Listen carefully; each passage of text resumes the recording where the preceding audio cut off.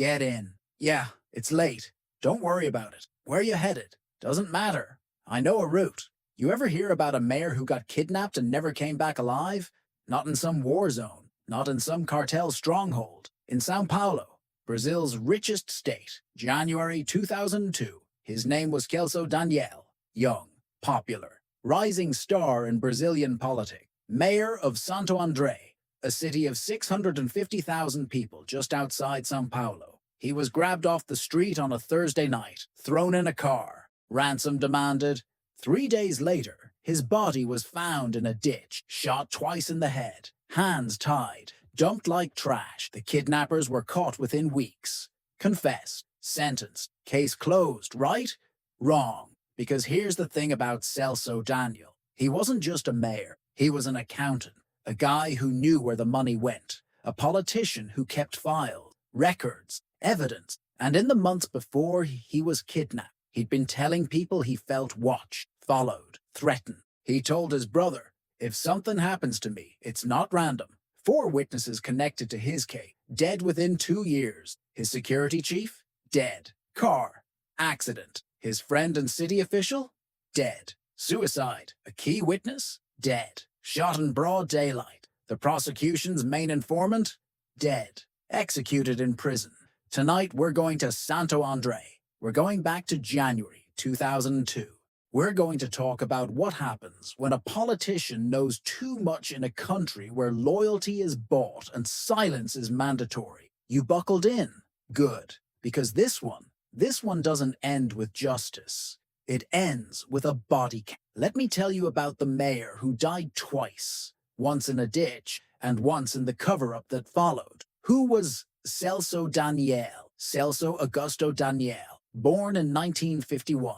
Santo André, São Paulo State, son of a metallurgical worker. Smart kid. Went to university, studied economics, got a master's degree in urban planning. He wasn't born into politics. He chose it. In the 1980s, Brazil was transitioning out of military dictatorship. Democracy was fragile, new. People were hungry for leaders who actually cared. Celso joined the Workers' Party, PT, Partido dos Trabalhadores, left-wing, pro-labor, anti-corruption, the party of Lula da Silva, who'd become president in 2003. Celso was a true believer. He became mayor of Santo André in 1989, lost re-election in 1992, came back in 1997.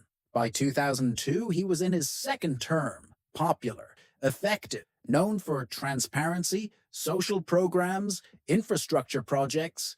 He wasn't flashy, didn't do big speeches, didn't chase cameras. He was a policy guy, a numbers guy, and that's what made him dangerous. Because Celso wasn't just running a city, he was running the books, the campaign finance system. Here's how politics worked in Brazil in the late 90s and early 2000s. Campaigns cost money, lots of it. Officially, there were donation limits, transparency laws, rules. Unofficially, everyone broke them. Businessmen gave under the table. Construction companies paid for access. Public contracts came with kickbacks. It was the system. If you wanted to win, you played. But someone had to manage the money. Someone had to keep the books, track the donations, make sure the cash flowed without leaving a paper trail that could destroy you. In Santo André, that someone was Celso Daniel. Not because he was corrupt. People who knew him say he hated the system, but because he was good at it. He knew how to structure campaigns, how to move money, how to keep things organized. And here's the problem with being the guy who knows where the money comes from. You become the guy who knows everything. The months before, late 2001, Celso starts acting strange. He tells friends he feels like he's being watched. He mentions cars following him, strangers asking questions about his schedule. He tells his brother, João Francisco Daniel, if something happens to me, investigate. Don't believe it's random. Why was he paranoid? Theory 1. He knew too much about PT's campaign finance. He'd managed money for other politicians, big names, future ministers, maybe even Lula's upcoming presidential campaign. If federal investigators came knocking, Celso could destroy careers. Theory 2. Local enemies. Santo André had powerful construction company, union, rival politician. Maybe Celso was blocking someone's contract, someone's deal. Theory 3. He was planning to talk. There were rumors, never confirmed, that Celso was considering cooperating with federal prosecutor, that he was tired of the game, that he wanted out. Whatever the reason, Celso Daniel knew something was coming. He just didn't know when. January 18th, 2002. The kidnapping Friday night. Around 11 p.m., Celso was driving home from a political meeting in São Paulo. He wasn't alone. His press secretary, Sergio Gomes da Silva, was with him. They were on Avenida Winston Churchill in Santo André, a main road, well lit, traffic. A car cut them off. Men jumped out, armed, faces covered. They dragged Celso and Sergio out of the car, threw them into a vehicle, drove off. The whole thing took less than 2 minutes. Witnesses saw it, called the police, but the kidnappers were already gone. The ransom Saturday morning. Celso's family gets a call. The kidnappers want $150,000 real, about $50,000 USD at the time. Not a huge amount for a mayor, not a fortune, just enough. The family contacts police, begins negotiate. The kidnappers call again. Demand is reduced to $50,000 real. They're willing to bargain. This is business, not revenge, or so it seems. Sunday. The family prepares to pay, but there's a problem. Sergio Gomes da Silva, the press secretary who was kidnapped with Celso, is released. He's found wandering a highway, shaken, terrified. He tells police the kidnappers let him go, kept Celso. He describes the captors, gives details, locations. The police start investigating. And then, Monday morning, January 21st, a body is found. The body, a ditch on the side of Estrada de Montañón, a rural road outside São Paulo. A man walking his dog sees something, calls it in. Police arrive. It's Celso Daniel. 2 gunshot wounds to the head, execution style. Hands tied behind his back with plastic zip tie. He's been dead at least 24 hours. The ransom negotiations were still ongoing when he was killed. This wasn't a kidnapping gone wrong. This was an execution disguised as a kidnapping. The investigation begins. Police move fast. Within days, they identify suspect, a group of small-time criminals from São Paulo. Petty thieves, carjackers, not professional hitmen.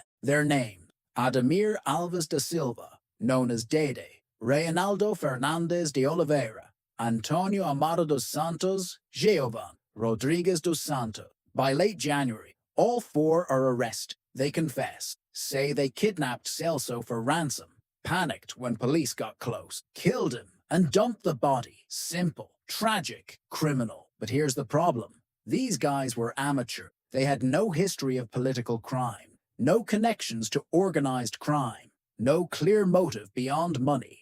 And $50,000 for a mayor? It didn't make sense. Then the confessions started falling apart. The confessions, under interrogation, the kidnappers gave conflicting stories. Didi said one thing, Rinaldo said another. Jeovan couldn't remember basic detail. And here's the strangest part. They all said the same thing about one detail. Someone hired them, not directly, not with names and contract, but through intermediary, people who knew people. They were paid up front, given information about Celso's schedule, told when and where to grab him. It was organized, too organized for a random street gang. Police investigators started asking questions. Who hired them? Who had access to Celso's schedule? Who benefited from his death? But before they could get answered, the witnesses started dying. The body count. Witness number 1, Sergio Gomes da Silva. The press secretary, the guy who was kidnapped with Celso and released. He testified, gave detailed descriptions of the kidnapper, helped police build the case. In September 2002, 8 months after the kidnapping, Sergio was driving on a highway. His car veered off the road, crashed into a barrier, exploded. He died instantly. Official cause: accident, mechanical failure. But Sergio's family said he'd been receiving threats, said he was scared, said he told them, "They're going to kill me like they killed Celso." Witness number 2, Luis Carlos, China da Silva. China was a low-level criminal, friend of the kidnapper. He told police he had information about who ordered the hit. He was cooperating, negotiating a deal. In March 2003, China was shot and killed outside his house in Sao Paulo. Drive-by shooting, 3 bullets to the chest, no arrest, no leads. Witness the number 3, Lucio Severino da Silva. Lucio was Celso Daniel's security chief. He knew Celso's schedule, his movement, his routines. After the murder, Lucio became a person of interest. Police questioned him extensively. In May 2002, 4 months after Celso's death, Lucio was found dead in his car. Single gunshot, wound to the head. Ruled a suicide, but people who knew him said he wasn't depressed, wasn't suicidal. He was scared. Witness number 4, Antonio Amaro dos Santos, one of the kidnappers, convicted, sentenced to 21 years.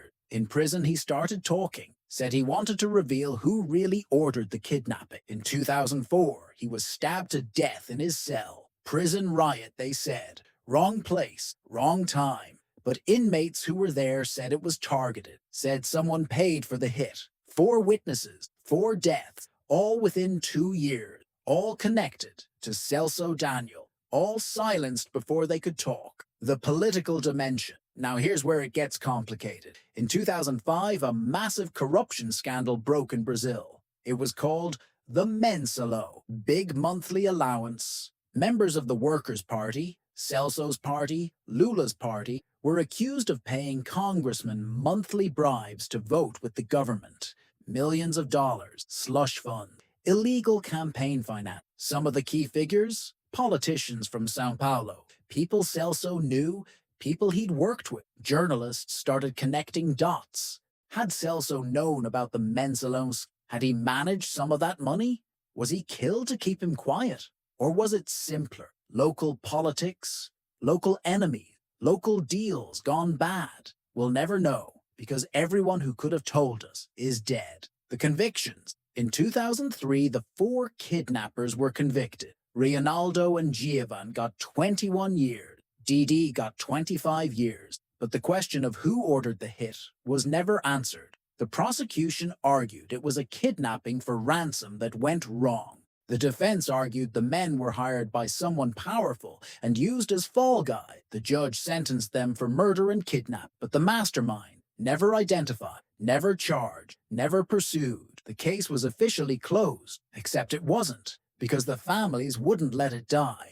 The fight for truth. Celso's brother, João Francisco Daniel, spent years demanding answers. He filed complaints, demanded reinvestigation, spoke to media, wrote to prosecutors. He said, "My brother knew he was in danger. He told us. And now everyone who could explain why is dead." In 2009, federal prosecutors reopened parts of the investigation. They looked into possible connections between Celso's death and the Mensalão scandal. They questioned witnesses, reviewed documents, and then nothing. The investigation stalled. No charges, no new arrests. In 2017, João Francisco died. Natural causes, heart failure. He never got answers. Section 3, theories. So what really happened to Celso Daniel? Let's walk through the possibility. Theory 1, kidnapping gone wrong. Official version. 4 criminals decide to kidnap a mayor for ransom. They grab Celso and Sergio, demand money. Police get involved. Kidnappers panic. They kill Celso, dump the body, release Sergio. They're caught, convicted, and the case is closed. Problems. Why kill Celso before getting the ransom? Why release Sergio if he could identify them? How did amateurs know Celso's exact schedule? Why did 4 witnesses die after the trial? And the big one, if it was random, why all the political connections? Theory 2, political assassination. Local level. Celso blocked someone's deal, a construction contract, a development project, a union negotiation. Local enemies hired criminals to take him out. The kidnapping was a cover. Make it look like random crime, not political murder. Problems. Who? No clear local rival ever emerged. Celso was popular, effective, no major scandals. And if it was local, why the federal silence? Why no deeper investigation? Theory 3, The Mensalon connection. Celso knew about illegal campaign financing. He managed money for PT's campaign, maybe even for the Mensalon scheme. He was planning to talk, or threatening to talk, or becoming a liability. Someone high up ordered the hit, used criminals as proxies, cleaned up witnesses after. Problem: no direct evidence linking Celso to Mensalon. The scandal broke 3 years after his death. Timing doesn't perfectly align, but the witness deaths do align with the pattern of Mensalon cover-ups. Theory 4. The security chief. Theory: Lucio Severino da Silva, Celso's security chief, knew the schedule. Some investigators suspected he was involved. Maybe he leaked information. Maybe he was paid off. His suicide in May 2002 could have been A. Genuine guilt. B. Silencing by the real mastermind. C.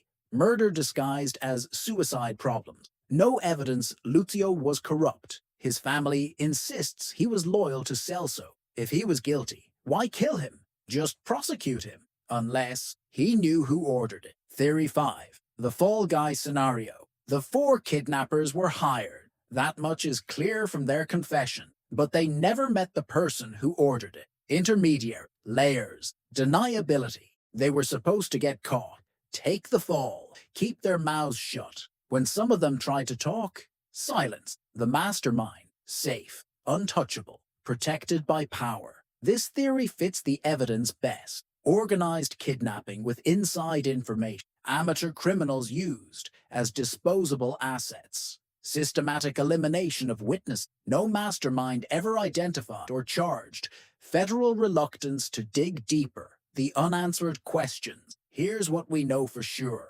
Celso Daniel was murdered. 4 men were shot. Convicted 4 witnesses died suspiciously. No mastermind was ever identified. The political connections were never fully investigated. Here's what we don't know. Who ordered the hit? What did Celso know that made him dangerous? Why were witnesses systematically eliminated? What role, if any, did federal politics play? Why did the investigation stop when it did? In Brazil, some questions don't get answered. They get buried. Section 4. Closing. We're here. Look, I don't know who killed Celso Daniel. Maybe it really was just a kidnapping gone wrong. Maybe those 4 guys panicked and made a terrible decision. Maybe the witness deaths were coincidence. Or maybe Celso knew something. Maybe he managed money that could have destroyed careers. Maybe he threatened to talk. Maybe he became a problem that needed solving. And maybe, just maybe, the people who ordered his death are still out there, still in power, still untouchable. Because here's the thing about political murders in countries like Brazil. They don't have to be perfect. They just have to be deniable. A kidnapping for ransom. Plausible. Criminals confessing. Convenient. Witnesses dying. Unfortunate. Case closed. Efficient. Celso Daniel told his brother, "If something happens to me, it's not random." He was right. 4 witnesses tried to tell us that. They're all dead now. The meter's off. The rain stopped. And somewhere in Brazil, there's a file with Celso Daniel's name on it. Stamped closed, but not solved. Never solved. You know what's interesting about truth? It doesn't die with the people who carry it. It just waits. Celso Daniel knew something. We don't know what. Maybe campaign finance violation. Maybe corruption scheme. Maybe just the wrong name at the wrong time. But he knew. And someone decided that what he knew was more dangerous than what killing him would cost. There's an old principle that says the truth will outlast the lie. That what's hidden will eventually surface. That justice, even if delayed, will come. I want to believe that. But I also know that justice requires witness, and when the witnesses are dead, justice becomes a memory. Celso told his brother to investigate if something happened. His brother spent 17 years trying, died without answer. Sergio, the press secretary, tried to testify, dead in a car crash 8 months later. China tried to cooperate with police, shot outside his house. Lucio knew the schedule, maybe knew too much. Suicide. Antonio tried to talk from prison, stabbed to death. There's a weight to that. A reminder that speaking truth in corrupt systems doesn't just take courage, it takes survival. And not everyone survived. We're told that the righteous will be vindicated, that those who seek justice will find it, that the wicked will not prosper forever, but forever is a long time. And in the short term, in the immediate, brutal human reality, sometimes the wicked do prosper, sometimes the witnesses die, sometimes the truth gets buried so deep it takes decades, generations to surface, if it surfaces at all. But here's what I hold on to. Every time we say Celso Daniel's name, we refuse to let him be forgotten. Every time we ask who ordered the hit, we refuse to accept the official story. Every time we remember the 4 witnesses who died, we refuse to let their silence be final. That's not justice, but it's something. It's memory, it's resistance, it's refusal. And maybe, in a world where power tries to erase accountability, remembering is the closest thing to justice we can give. Hey, thanks for taking this ride with me tonight. If this case bothers you the way it bothers me, if you think Celso Daniel deserved better, if you think those witnesses deserved protection, if you think someone, somewhere, knows exactly what happened and got away with it, do me a favor. Hit that like button. Subscribe if you want more stories like this. Brazilian true crime. The cases that don't add up. The ones where power buries truth. Drop a comment. Tell me what you think happened. Kidnapping gone wrong? Political hit? Mensalone cover-up? I read every single one. And if you know someone who's into true crime, unsolved mysteries, cases where the official story doesn't fit, share this with them. The algorithm rewards shares. And honestly, so do I. I've got more stories, more cases, more questions that powerful people don't want asked. Next time, we're going somewhere even darker. Until then, stay curious, stay skeptical. And remember, in true crime, the most dangerous evidence isn't what's found, it's what's missing.